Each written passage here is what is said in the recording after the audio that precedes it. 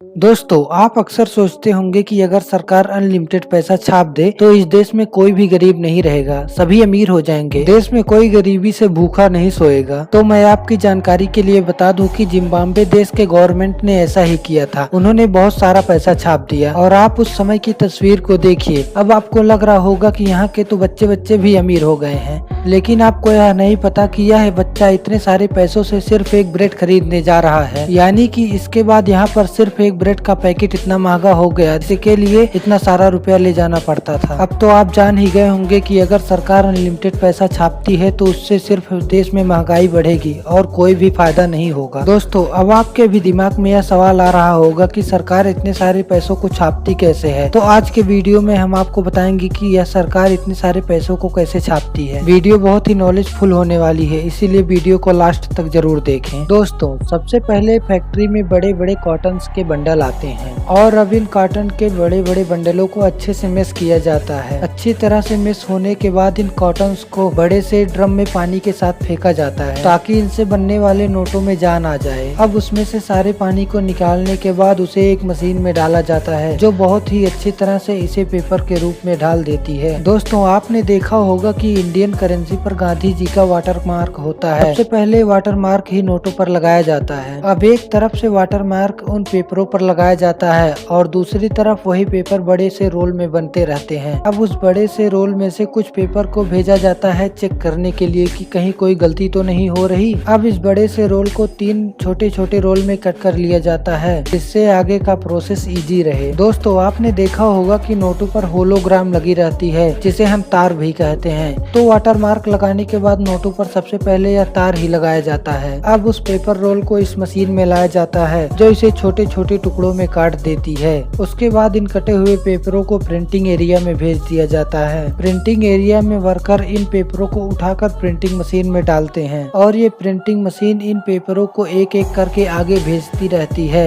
इसके बाद इन पेपरों पर 3 तरह की प्रिंटिंग की जाती है। सबसे पहले प्रिंटिंग ऑफसेट प्रिंटिंग से होकर गुजरती है। इसमें इन प्रिंटिंग पर अलग अलग कलर लगाया जाता है। उसके बाद इस कलर को चेक किया जाता है कि यह करेंसी पर लगा हुआ कलर कहीं ज्यादा डार्क या लाइट तो नहीं हो गया है। अब इसके बाद इन नोटों पर सिल्क स्क्रीन पेंटिंग किया जाता है। जैसे कि इस 2000 के नोट पर 2000 लिखा हुआ है जो कि एक एंगल से दूसरे कलर का और दूसरे एंगल से दूसरे कलर का दिखाई देता है। इस प्रिंटिंग को सिल्क स्क्रीन प्रिंटिंग में की जाती है। और लास्ट टाइप की प्रिंटिंग है इंटेलिजियो प्रिंटिंग। इस प्रिंटिंग को करने के लिए नोट के ऊपर टेक्सचर प्रिंट किए जाते हैं जिससे उसे छूने पर पता चलता है कि कुछ लिखा हुआ है। और इस प्रिंटिंग को खास करके अंधे लोगों के लिए बनाया जाता है जिस पर छूकर बता सके कि यह कितने का नोट है। इस फाइनल प्रिंटिंग के बाद उन नोटों को अलग अलग कटिंग कर लिया जाता है और उन्हें पैकेजिंग करके अलग अलग बैंकों में भेज दिया जाता है। और जो नोट खराब हुए होते हैं उन्हें फिर से RBI के पास भेजकर उनसे फिर से नए नोट बनवा लिए जाते हैं। वीडियो अच्छा लगा हो तो लाइक जरूर कर दें और ऐसे ही और वीडियो देखने के लिए चैनल को सब्सक्राइब भी कर दें।